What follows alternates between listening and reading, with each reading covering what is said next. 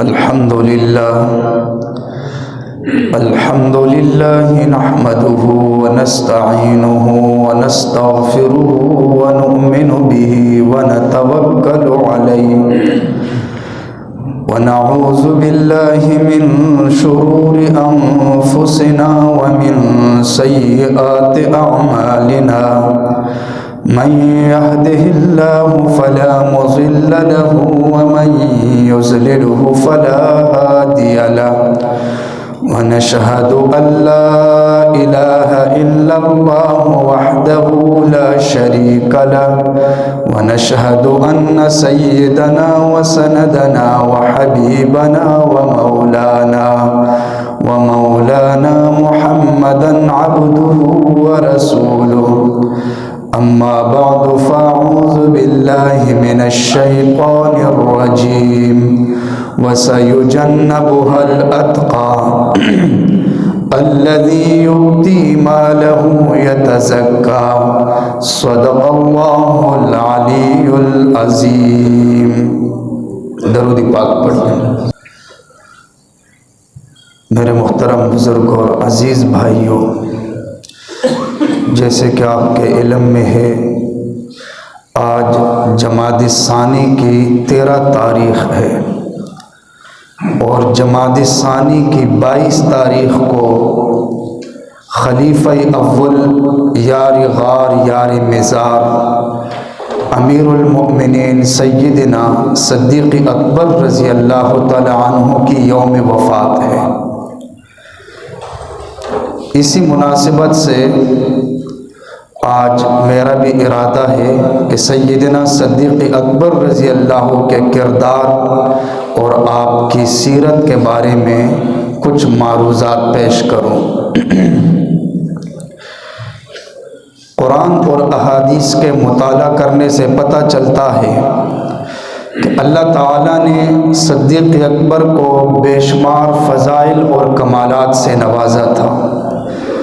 صدیق اکبر کے فضائل اور کمالات بے شمار ہیں، لیکن سب سے جو عظیم فضائل ہے وہ ہے جو قرآن میں بیان ہے اور اس کے بعد وہ جو احادیث میں بیان ہے. قرآن میں صدیق اکبر رضی اللہ کے فضائل جو ہے وہ قرآن کی وہ آیات جن میں صدیق اکبر رضی اللہ کے فضائل اور کمالات کا بیان ہے، ان آیات کی 3 قسمیں بنائی جا سکتی ہیں. پہلی قسم وہ آیات جن میں مطلق صحابہ کے فضائل کا بیان ہے اور صحابہ کے کمالات اور مقام کا بیان ہے. ظاہر بات ہے کہ صدیق اکبر رضی اللہ مطلق صحابہ کے جو فضائل ہیں وہ صدیق کو بھی حاصل ہے، اس لیے کہ صدیق اکبر تو پہلے صحابی ہے. صدیق اکبر سید الاصحاب ہے، جیسے کہ کلًا وعد اللہ الحسنی، قرآن کی آیت ہے رضی اللہ عنہم ورضوا عنہ. اور دوسری قسم کی آیات وہ ہے جن میں خلفائے راشدین کے فضائل کا بیان ہے. خلفائے راشدین کی فضیلت اس میں بیان کی گئی اور صدیق اکبر رضی اللہ تعالیٰ عنہ پہلے خلیفہ ہے، لہٰذا ان فضائل میں صدیق اکبر رضی اللہ بھی شامل ہے. مثلا آیت استخلاف ہے وعد اللہ الذین آمنوا منکم وعملوا الصالحات لیستخلفنہم فی الارض. اس آیت میں خلفائے اربعہ، خلفائے راشدین کی فضیلت کا بیان ہے اور صدیق اکبر رضی اللہ خلیفہ اول ہے. تیسری قسم کی آیات وہ ہے جن میں صرف صدیق اکبر رضی اللہ کے فضائل اور کمالات کا ذکر ہے، صرف خصوصی طور پر صدیق اکبر رضی اللہ کے فضائل کا بیان ہے. وَسَيُجَنَّبُهَا الْأَتْقَى الَّذِي يُؤْتِي مَالَهُ يَتَزَكَّى وَمَا لِأَحَدٍ عِندَهُ مِن نِعْمَةٍ تُجْزَى. ان آیات میں ابو بکر صدیق رضی اللہ کے فضائل کا بیان ہے. چونکہ بہت سارے مشرک ایسے تھے جو مسلمانوں پہ ظلم کرتے تھے، بالخصوص بعض ایسے غلام بھی تھے جنہوں نے کلمہ پڑھا تھا، مسلمان ہوئے تھے، لیکن مشرکین کے غلام تھے تو وہ ظلم اور ستم کیا کرتے تھے۔ صدیق اکبر رضی اللہ عنہ نے ان غلاموں کو خریدا اور آزاد کر دیا اللہ کی رضا کے لیے۔ تو اللہ تعالیٰ نے قرآن نازل فرمایا وَسَيُجَنَّبُهَا الْأَتْقَى الَّذِي يُؤْتِي مَالَهُ يَتَزَكَّى وَمَا لِأَحَدٍ عِندَهُ مِن نِعْمَةٍ تُجْزَى کہ صدیق اکبر نے جو اپنا مال خرچ کیا اس لیے نہیں کہ صدیق پر کسی کے احسانات تھے اور صدیق نے احسانات کا بدلہ دیا، اس لیے نہیں، إِلَّا ابْتِغَاءَ وَجْهِ رَبِّهِ الْأَعْلَى، اللہ کی رضا کے لیے صدیق نے یہ مال خرچ کیا۔ تو تیسرے قسم کی آیات وہ ہے جن میں خصوصی طور پر صدیق اکبر کے فضائل کا ذکر ہے۔ ویسے تو تمام صحابہ جنتی ہے، صحابہ کا بڑا مقام ہے، عظیم مقام ہے، لیکن پھر بھی صحابہ میں سے بعض صحابہ کو بعض پر فضیلت حاصل ہے، افضلیت حاصل ہے۔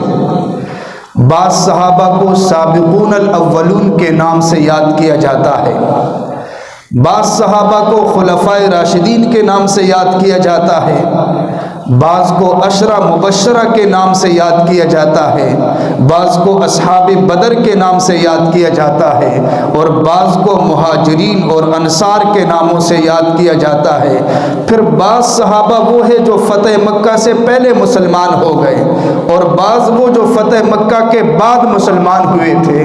تو یہ صحابہ میں فرق ہے، بعض کو بعض پر فضیلت حاصل ہے، اور باقی ہے تمام صحابہ جنتی۔ لیکن صدیق اکبر کے بارے میں امت کا اجماعی عقیدہ ہے کہ اس امت میں انبیاء کے بعد سب سے افضل ترین ہستی صدیق اکبر کی ہستی ہے۔ انبیاء کے بعد سب سے اعلیٰ اور افضل درجہ صدیق اکبر کو حاصل ہے۔ صدیق اکبر کو بعض ایسے اعزاز بھی حاصل ہے کہ دیگر صحابہ کو وہ اعزاز نہیں ملے، بالخصوص جو اللہ تعالیٰ نے قرآن میں بیان فرمائے ہیں۔ اللہ نے قرآن میں صدیق اکبر کے بارے میں فرمایا کہ یہ متقی ہے، اتقا، سب سے بڑے متقی ہے۔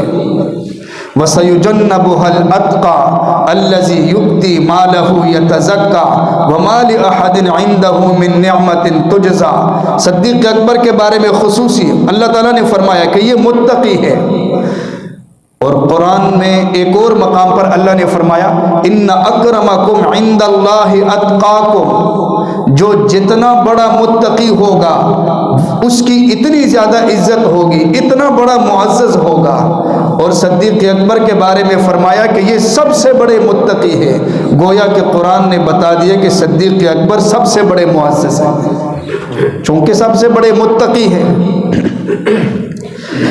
اسی طرح صدیق اکبر کا ایک اعزاز یہ بھی ہے، اللہ تعالیٰ نے اپنے حبیب صلی اللہ علیہ وسلم کے بارے میں فرمایا وَلَسَوْفَ يُعْطِيكَ رَبُّكَ فَتَرْضَىٰ، اللہ آپ کو اتنا عطا کرے گا، اتنا عطا کرے گا کہ آپ راضی ہو جاؤ گے۔ اور اسی طرح اللہ تعالیٰ نے صدیق اکبر کے بارے میں فرمایا إِلَّا ابْتِغَاءَ وَجْهِ رَبِّهِ الْأَعْلَىٰ وَلَسَوْفَ يَرْضَىٰ، کہ صدیق نے جتنا مال خرچ کیا، جتنی قربانی دی، اس لیے تاکہ میرا رب راضی ہو جائے۔ فرمایا وَلَسَوْفَ يَرْضَىٰ، ان قریب رب راضی ہو جائے گا صدیق سے۔ اور بعض مفسرین نے اس کا ترجمہ کیا کہ ان قریب اللہ صدیق کو اتنا دے گا، اتنا دے گا کہ صدیق خوش ہو جائے گا، کہ صدیق خوش ہو جائے گا۔ اچھا، صدیق اکبر کا اعزاز اللہ تعالیٰ نے قرآن کے اندر صدیق کے بارے میں فرمایا کہ یہ میرے نبی صلی اللہ علیہ وسلم کا ثانی ہے، ثانی اثنین اذ ہما فی الغار، نبی کا ثانی۔ پھر اللہ تعالیٰ نے اپنے نبی کی معیت کا جو ذکر فرمایا قرآن میں کہ اللہ کی معیت نبی کے ساتھ، اللہ کی مدد جو نبی کے ساتھ تھی، پھر قرآن نے اس کے اندر صدیق اکبر کو بھی شامل کیا۔ اذ ہما فی الغار اذ یقول لصاحبہ لا تحزن ان اللہ معنا، آپ نہ ڈرے، اللہ ہمارے ساتھ ہے۔ یہ نہیں فرمایا نبی علیہ السلام نے کہ اللہ میرے ساتھ ہے، فرمایا اللہ ہمارے ساتھ ہے، یعنی میرے ساتھ بھی ہے اور صدیق اکبر کے ساتھ بھی ہے۔ اللہ نے یہ اعزاز عطا فرمایا۔ پھر اللہ نے قرآن کے اندر صدیق اکبر کے بارے میں فرمایا کہ یہ میرے نبی کے صاحب ہے، میرے نبی کے ساتھی ہے، میرے نبی کے صحابی ہے۔ یہ صرف صدیق اکبر کا اعزاز ہے، کسی اور صحابی کے بارے میں قرآن میں نہیں فرمایا۔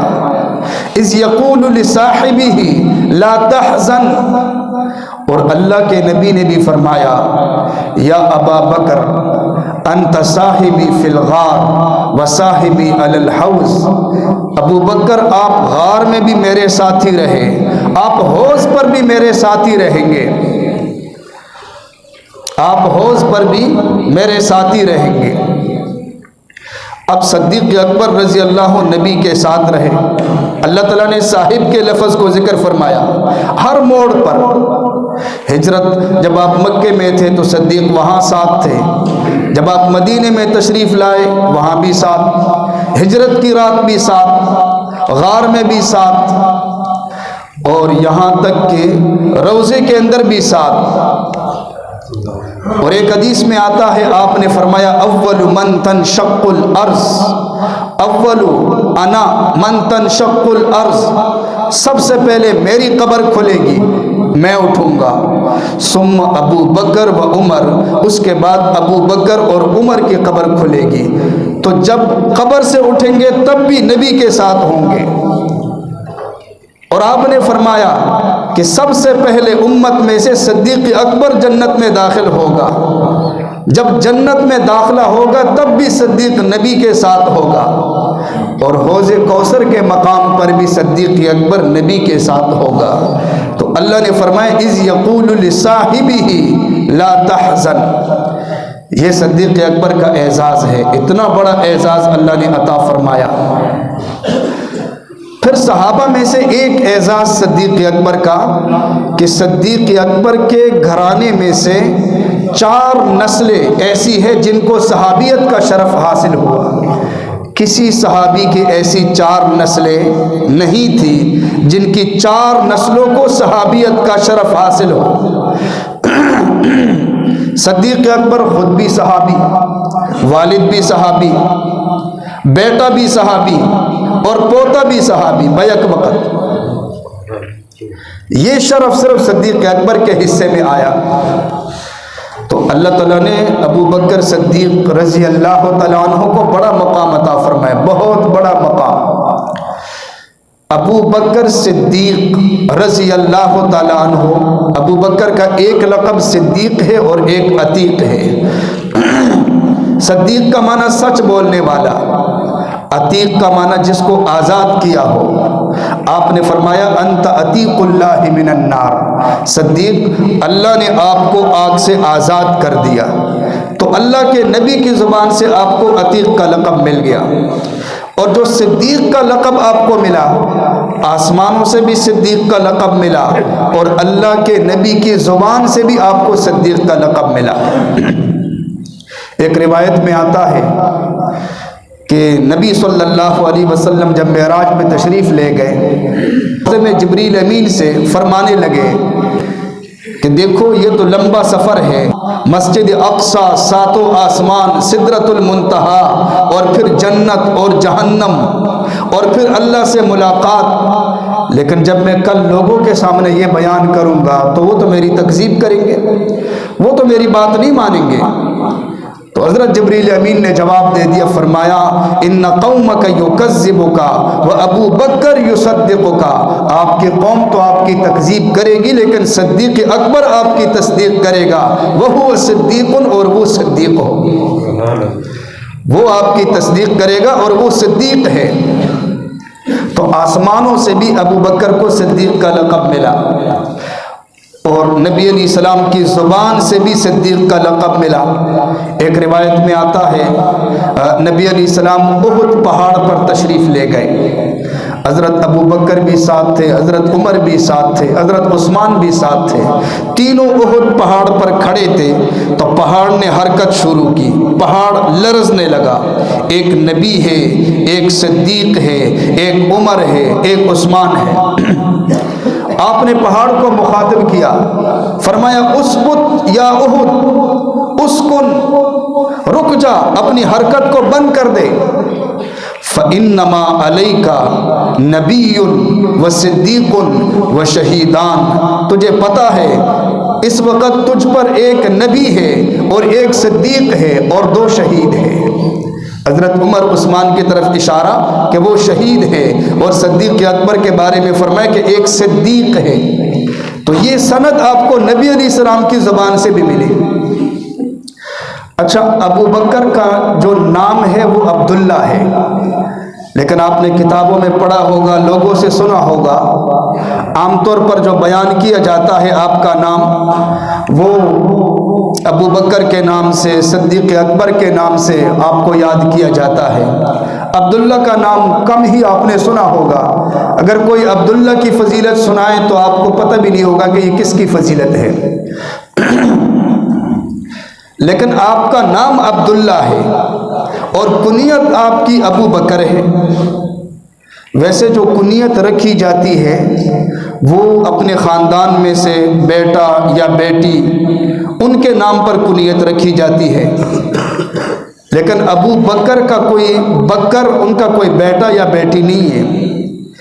لیکن بعض دفعہ انسان کی کنیت رکھی جاتی ہے اس کی کسی خوبی پر، اور بکر یہ صدیق اکبر کی ایک خوبی تھی۔ بکر کا معنی ہوتا ہے سبقت کرنا، آگے بڑھنا، اور اللہ تعالیٰ نے قرآن میں فرمایا فاستبقوا الخیرات، نیکی میں آگے بڑھو۔ تو صدیق اکبر رضی اللہ خیر کے کاموں میں سب سے آگے بڑھنے والے تھے، پہلے نمبر پر آنے والے تھے۔ جو خیر کے کاموں میں آگے بڑھے اور پہلے نمبر پر آئے اس کو ابو بکر کہتے ہیں۔ یہ آپ کی خوبی تھی، اس خوبی کی وجہ سے آپ کی یہ کنیت پڑ گئی ابو بکر، ورنہ نام تو عبداللہ ہے۔ اب اگر آپ تاریخ کا مطالعہ کریں، احادیث کی کتابوں کا مطالعہ کریں، تو آپ کے سامنے آپ کو نظر آئے گا ہر موڑ پر صدیق کا پہلا نمبر رہا۔ صحابہ نے بڑی کوشش کی، صحابہ کوشش کرتے تھے ایک دوسرے سے آگے بڑھنے کی، مقابلہ کرتے تھے آپس میں کہ فلاں بندہ اس جہاد میں نہیں گیا تھا لہٰذا میں گیا تھا، اگلی دفعہ جہاد میں میں شامل ہوں گا، فلاں سے میں نے اعمال میں آگے بڑھنا ہے۔ ہمارے ہاں تو یہ ہوتا ہے نا، ہماری کوشش ہوتی ہے کہ مال و دولت کے اندر ہم آگے بڑھیں ایک دوسرے سے، لیکن چونکہ صحابہ کا 100% یقین تھا، وہ اعمال میں ایک دوسرے سے آگے بڑھنے کی کوشش کرتے تھے۔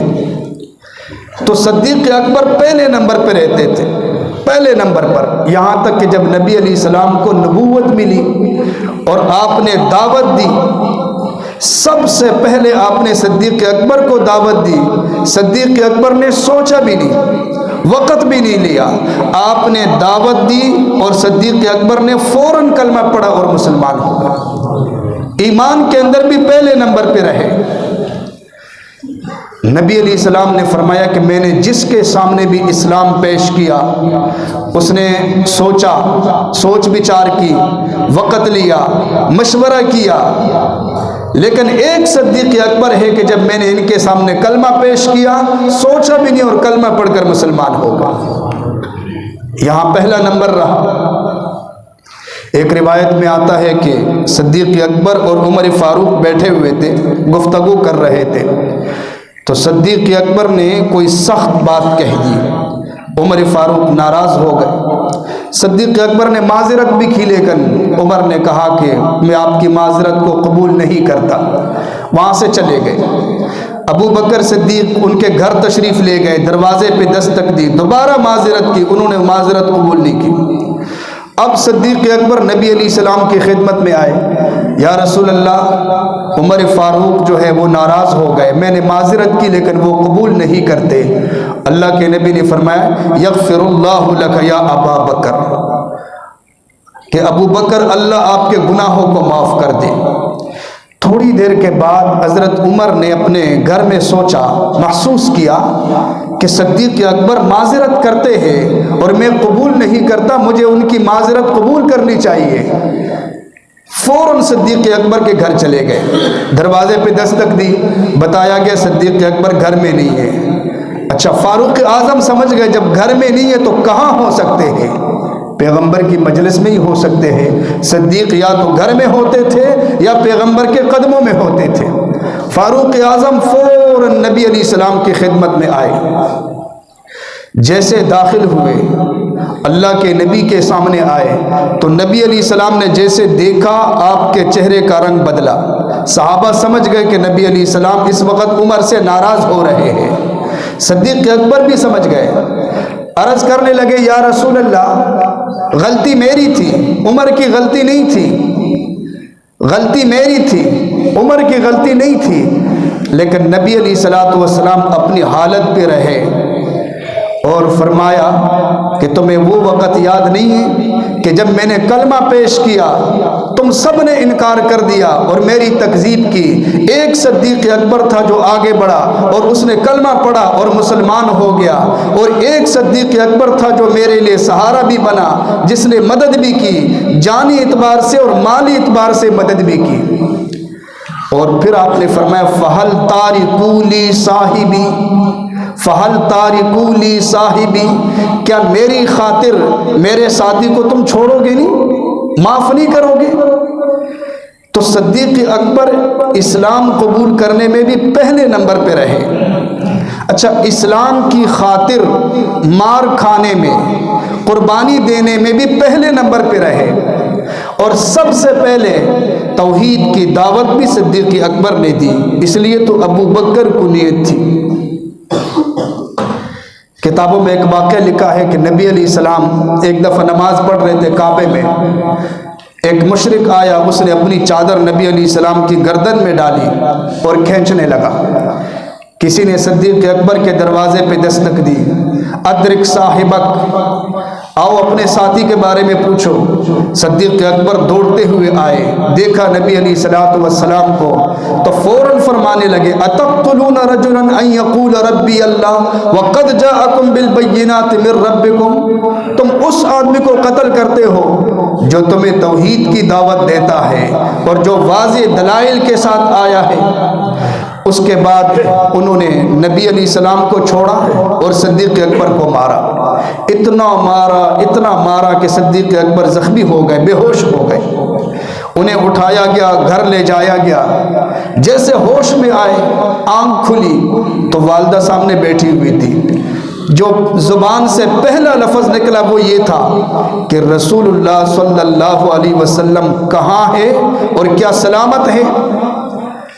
تو بتایا گیا ان کی وجہ سے تو آپ کو مار پڑی ہے۔ فرمایا مار پڑی ہے لیکن وہ ہے کہاں؟ بتایا گیا آپ کچھ کھاؤ، کچھ پیو، اس کے بعد آپ کو لے چلتے ہیں۔ فرمایا جب تک نبی علیہ السلام کی زیارت نہیں کروں گا تب تک نہ کھاؤں گا نہ پیوں گا۔ پھر آپ کو لے جایا گیا، جیسے آپ نے نبی علیہ السلام کے چہرے کو دیکھا کہ آپ سکون سے ہیں تو اس کے بعد ان کو سکون مل گیا۔ تو ہر معاملے میں صدیق اکبر ہر خیر کے معاملے میں پہلے نمبر پر رہے، یہاں تک کہ جب قبروں سے اٹھایا جائے گا تو صدیق اکبر بھی امت میں سے پہلے نمبر پر، پہلے نبی علیہ السلام اٹھیں گے پھر صدیق اکبر۔